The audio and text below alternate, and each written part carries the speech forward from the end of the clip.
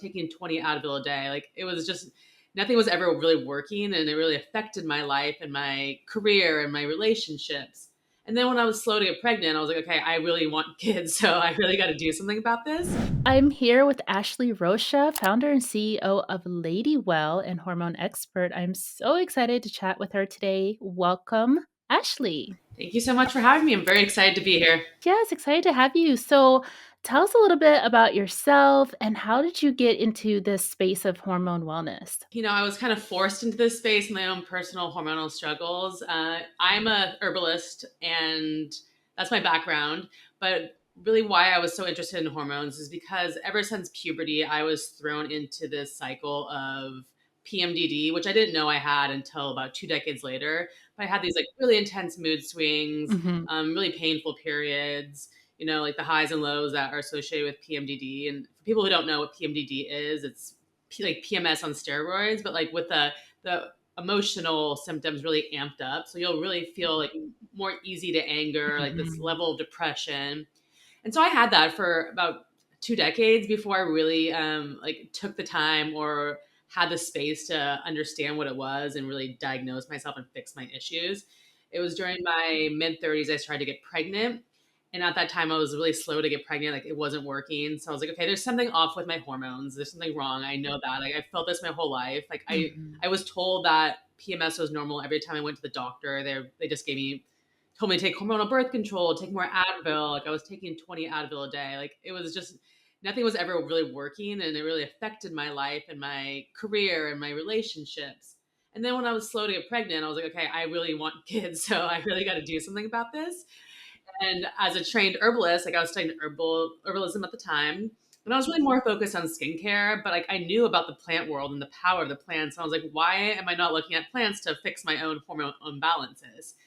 I started digging into that. Like I just discovered so many different plants and herbs and just natural products that really helped me significantly with my own hormonal imbalances, with my fertility. And I created these formulas that worked really well for me to get rid of my PMDD. So I was able to live PMDD free for the first time in my whole entire life, which was like such a game changer. And then I eventually got pregnant and had 2 kids. I have 2 babies now.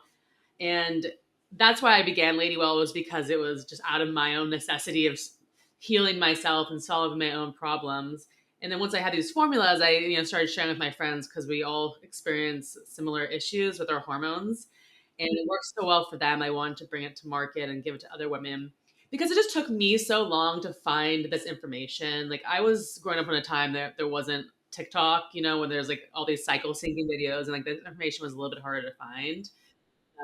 So luckily now there is more conversation around hormonal health, women's health. Like this is changing. But for me, like it was just like so long for me to fix these things, and even for like my own personal acknowledgement of people around me to acknowledge that I have PMDD or I had PMS, and that's not normal. And we don't have to live with this. We can change it. We can live the life we want to without these like 1 week a month taken down by these just unnecessary symptoms. Yes, absolutely. I have a very similar story as well. So I dealt with the same thing, like PMDD, and just basically feeling like you only have half of your life to be stable. Yes. And I, Appropriate way to put it, and sad at the same time. exactly, exactly. And I'm turning 36 soon. So I really started learning more about hormonal health. And as I became like a holistic menstrual cycle coach recently this past year, I was like, oh, wow. So this is not necessary. Like, this is not really how we're designed. It's just due to an imbalance.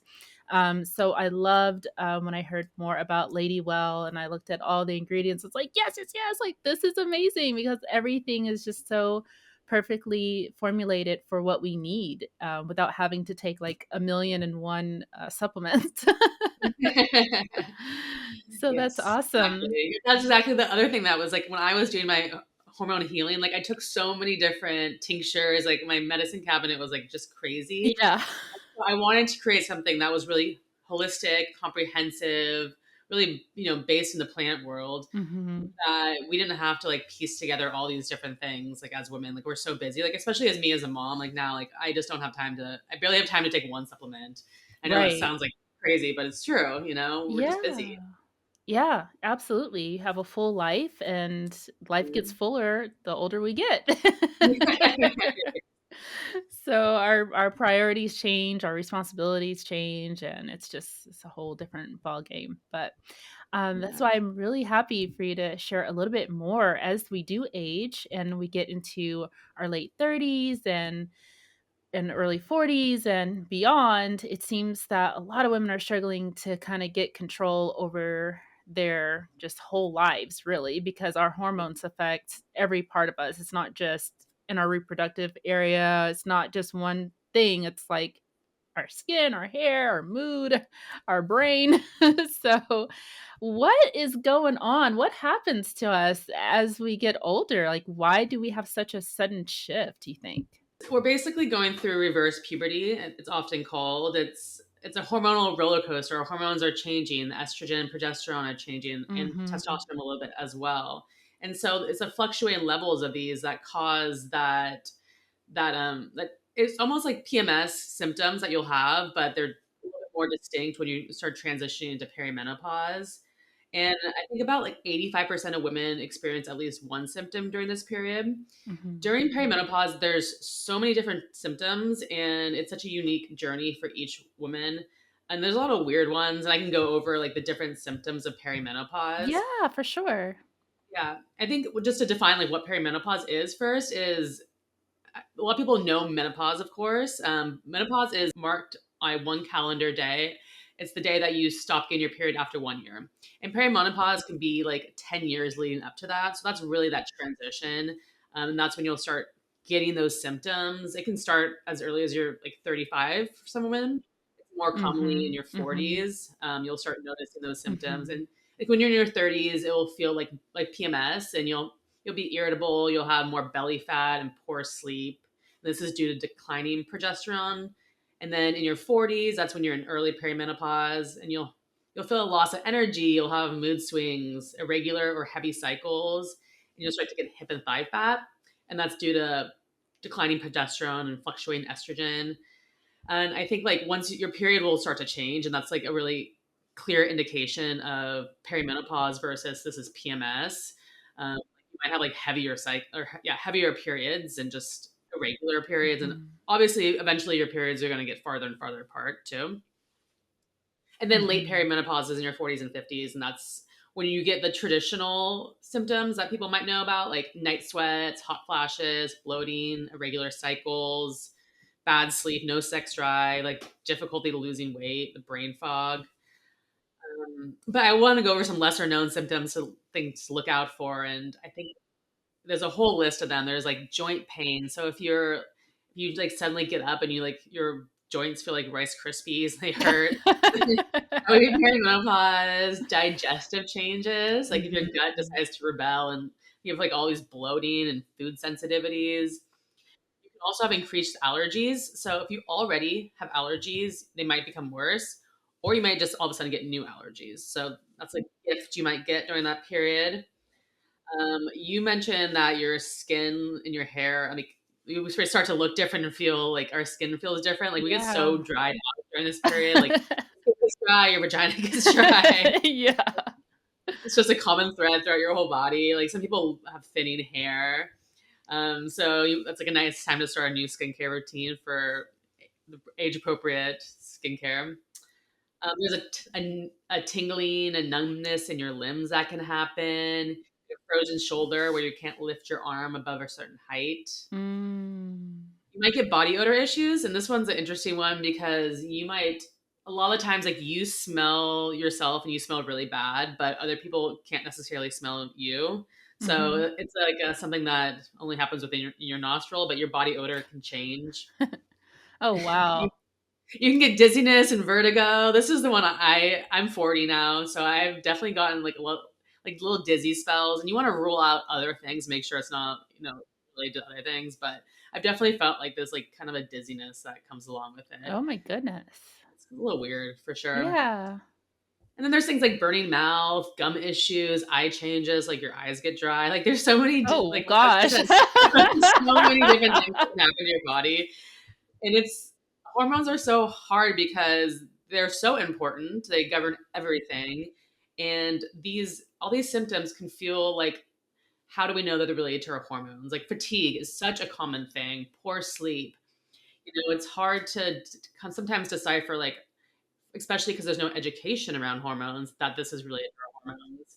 If we had more education around our hormonal health, I think we would understand the connection more and be able to pinpoint these connections a little bit easier as just a normal person in the world. And then life's so busy, like I'm a mom, of course. So like I just get bad sleep. I'm like, is this bad sleep because of my life? Like, Right. some perimenopause, and it's probably both, at the end of the day. Mhm. Yeah, absolutely. I think it's sometimes a combination of like what's going on in your life that's impacting you, like stress levels and your sleep and all of that, which will throw off your Yeah. hormone. So it's like, oh my God. You kind of Yeah. lose a little bit of that buffer that you would normally have when you're a lot younger, like in your 20s and early 30s.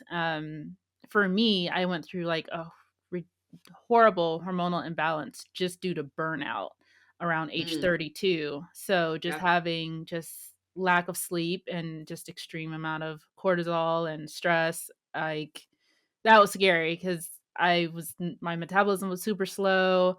I was like working out like crazy, cutting back, it was gaining more weight on top of that, and it was awful. So it's like my affected my thyroid and everything. So it took a while to get myself back into balance. Just to be able to reduce a lot of that stress is Yeah, key. it's hard to unravel that. It takes a lot of time to It correct those does. that you had created, Yeah. yeah. Yeah, yeah. It's not like That's an why it's better to overnight be thing. proactive about your hormones, which once again, we're not taught what that even means, but Yep. it's just knowing how to take care of your hormones is important. Exactly, exactly. I was thinking all this chin hair and I'm like, "What is this?"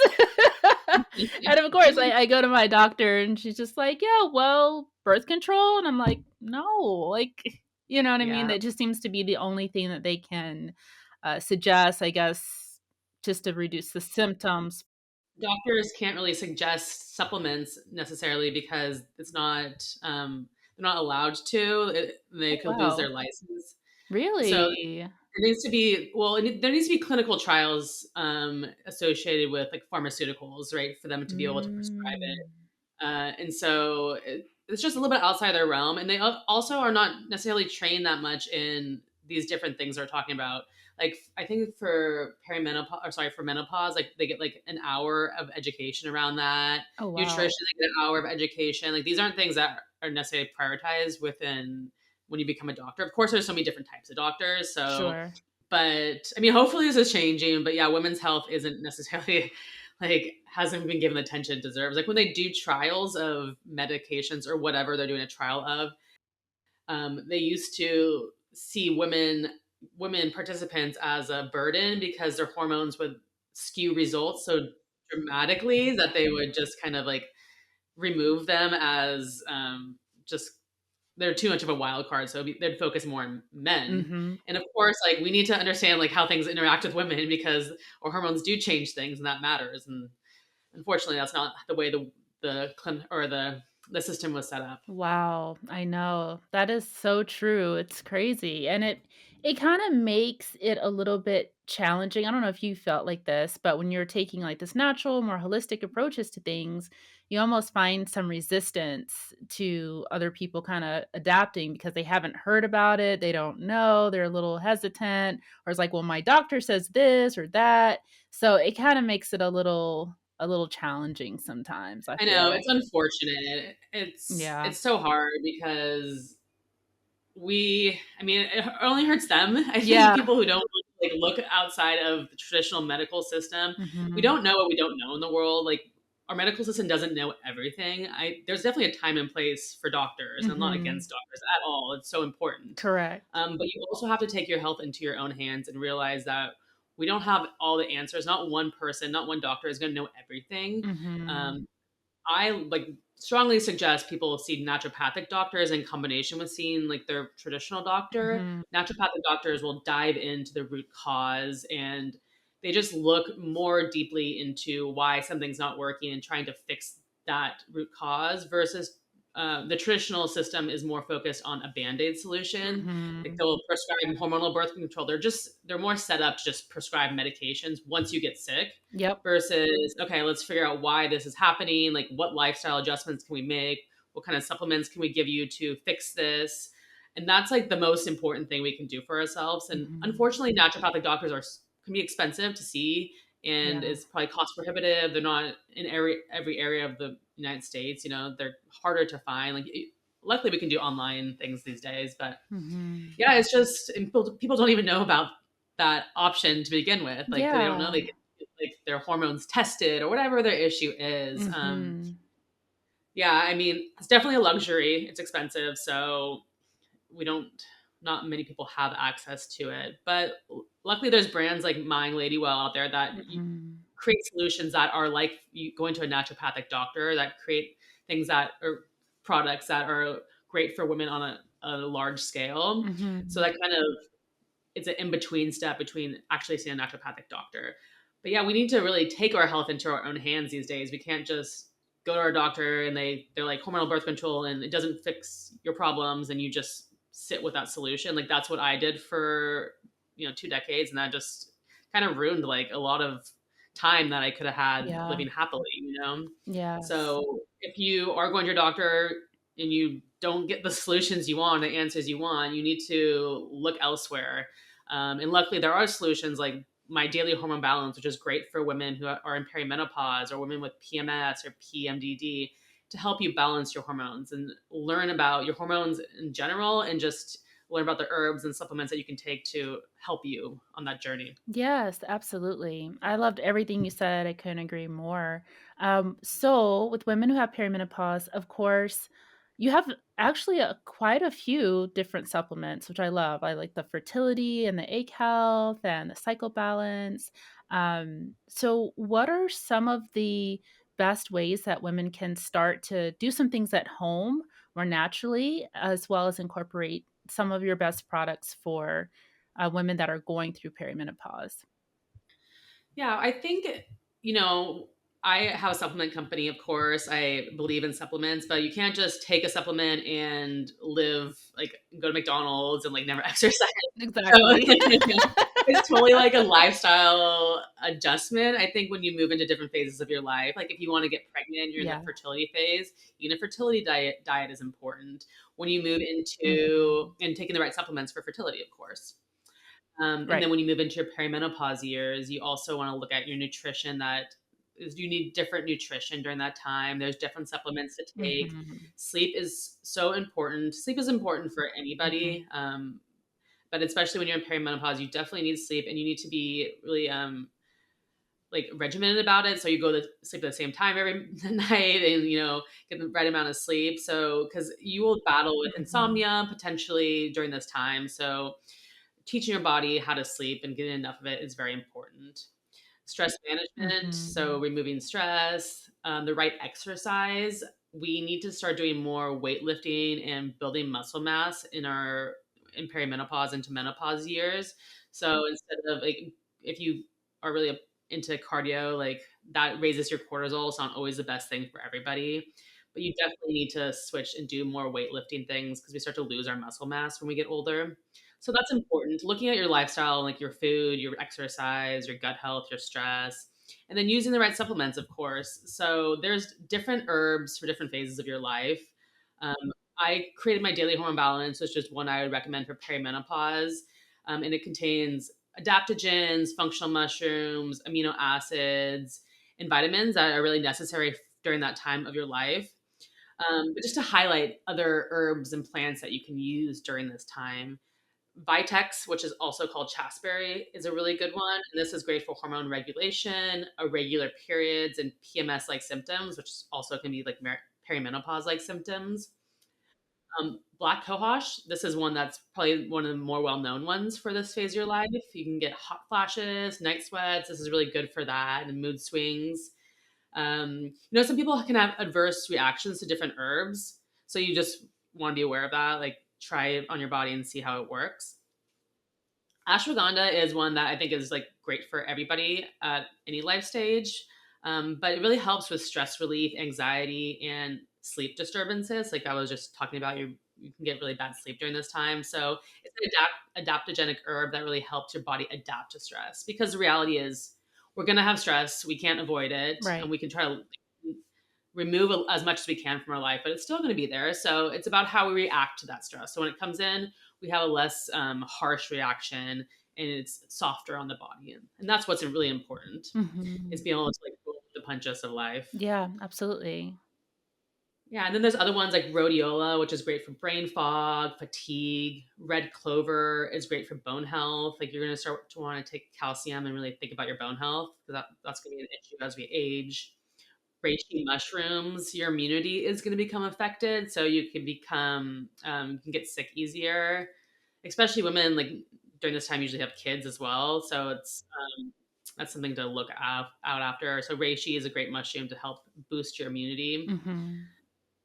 Wild yam, magnesium. We have a magnesium spray at Ladywell, and magnesium is so good for everybody at any life stage, like whether you're pregnant, whether you're not pregnant, whether you're in perimenopause, PMS. It really helps with sleep, anxiety, bloating, which are all things that happen during perimenopause. And so most of us as women are magnesium deficient. So I recommend everybody supplement some magnesium. And for me, when I started taking magnesium, I could feel like the instant change, because I had, once again, like bad sleep, and that it really helps me like just kind of fall asleep easier at night. So I notice a difference when I take it versus I don't take it.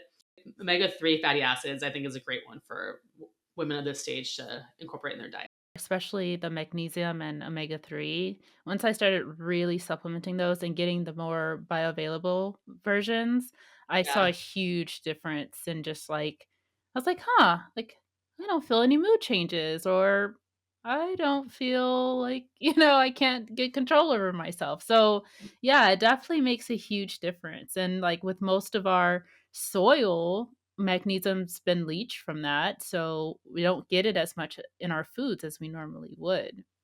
Yeah. Yep. Mhm. And then vitamin D. I think Oh, that's one yes. we're all deficient in. You can do blood work test and see if you're deficient in it to help you understand that. So when it comes to the blood test, do you feel that they are truly accurate? Or, like, not to say that they're not accurate, but what they're based off of, because I feel that at times I'll get, like, a blood test, and they'll be like, "Oh, yeah, you're in normal ranges," and I'm like, "I don't feel normal." So, I don't know Yeah. about that. Well, your hormones are changing so much constantly that you're really just getting like a single snapshot of that moment in time. And there's different ways to test. Like I recommend taking a Dutch test, and I don't know if normal doctors do that, but naturopathic doctors will do Dutch tests. Okay. But yeah, I mean, it's hard to just take a blood test once. And that's just one picture of 1 second in one moment of your life. You need to really be testing, well, whatever you're testing. If you're testing your hormones, you need to have several different tests to get like a more clear picture. And I think a saliva and a urine test is the more preferred route. But yeah, I mean, I do agree. Like, it's testing won't always tell you all the answers. You do need to have some intuition about the way you approach your health, and Mhm.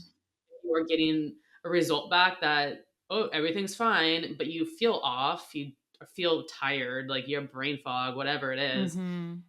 you should definitely look into that, because that you have to have some intuition about how you feel, and like follow those thoughts and not just suppress them because somebody told you like, oh, everything looks good, because that's probably not true then. Yeah, yeah, absolutely. And I think the most important thing to know for women is that we're not designed to feel miserable. There's something wrong. Yeah, I know. That's like, I think it's the biggest message I want to tell people, is that because we're women doesn't mean we have to suffer, feel miserable, like be bloated, be cranky. Like Yeah. these are not things that come along with being a woman. These are just byproducts of bad diet. Like, our food is just poor in America. Mhm. So you can do your best and feel like you're living a healthy life, but there's microplastics attacking us from all Yeah. angles. Like, That's why supplements do matter and they are important because, yes, hypothetically, you don't have to take a multivitamin. You can get all your nutrients through your food, but most of us aren't able to do that or are not doing that. Correct. So that's why using supplements is a very helpful tool for Hmm. us. I definitely recommend that. Yeah, absolutely. Yeah, for sure. Um, okay, well, great. Is there anything else that you want to share in regards to how women can navigate their lives as they get older? If you want to be sourcing clean supplements that are free of endocrine disruptors and making sure that the choices that you're being proactive about your health by using supplements, so you want to be using the right ones. And that's really important. And it's hard to know like what are the right supplements and how to shop for that. So I think it's important to share that with people. You should always be looking for supplements that are tested during the production run or third party tested through labs such as NSF who don't have a say in like the development of the product. They are just third party. They have no stake in the game. So you want to make sure they're tested for like heavy metals, molds. What's on the label is actually in the bottle. That's really important. I recommend buying supplements that are made in America because a lot of times, like the ones that come from Amazon and China, like they aren't necessarily tested, and we don't know if the label and the bottle are like the same or really what's happening there. So you Mm, don't want to be wasting your time taking supplements that aren't bioavailable, don't have the right ingredients, are misleading. So that's really important. And I think you can just look at a brand and use the brand reputation and consumer reviews as like a starting point, and then just making sure that they're made in the USA, tested for purity, or in glass bottles. Like going back to the microplastic thing, it's hard to avoid plastic in all aspects of our life. Like if you can get supplements that are in glass bottles or PFAS-free packaging, that's what I would recommend. Yeah. absolutely, absolutely. And I love that you have the methylated forms of like B12 and Mhm. just makes it better for absorption, which most people aren't looking for that. They look at the main cover and like the price and throw it in the cart. So, Yeah, and that's the other thing to understand. Is price, like you definitely have to be price conscious. Like unless you're super rich, that's fine. But right. like if it's super cheap, then it probably isn't has it's cheap for a reason. As somebody who makes supplements and knows how much it costs to make something, like I make very little Mhm. money on each bottle I sell just because I want to choose the highest quality ingredients, but also keep the cost down enough that it's approachable for like majority of people. I'm trying to bring this to make this as accessible as possible while still making a small profit, so I can put it back back into like the quality of the product. Yes. So yeah, if the product's really cheap, then that means the ingredients inside are really cheap. And if you're okay with that, that's fine. But you know, would you eat at McDonald's? Like, would you buy your supplements at McDonald's? It's kind of like the same thought pattern. Yeah, yeah, and to adjust your expectations. Like, don't expect for you to see the same results as you would get from. Exactly, it might not work at all, and you might be wasting your money at that point. So Yeah, yeah, and looking at the ingredients and what's in there, and looking for the key things that you know that your body needs that works well for you. I've bought probiotics and supplements that were like $75 and didn't do anything, and I've bought ones that were like $30 and just felt a huge difference. So it all depends. You really have to be mindful about what you're putting into your body. I think is most important. yeah, definitely. The takeaway is we have to be productive and really thoughtful about our health and be proactive and just take control of our own destiny because we can't expect anybody to be doing that for us. We can't expect our doctors to have all the answers and be giving us like the roadmap. It's really up to us to uncover that for ourselves. And there is a lot more education around women's health, like I said. So that's the beginning of the journey. 100%. Awesome. Well, I love this conversation with you, Ashley. Thank you so much for informing us on what we could do for our bodies and things that we should be more aware of. So, thank you so much for your time today. Yeah, thank you so much for having me. And I made a 20% off code for your listeners for Ladywell. You can find us at getladywell.com. And then Lindsay20 will be the discount code. So, and then if you want to find us on social media, we're also at Get Ladywell, and we have education around hormones, perimenopause, fertility, whatever stage of life you're at. Trying to serve women at whatever hormonal stage they're at in their lifelong journey because we are all on one no matter what. So let's make it better. Awesome. 100%. Well, you have an amazing rest of your day. Thank you so much. Thank you too.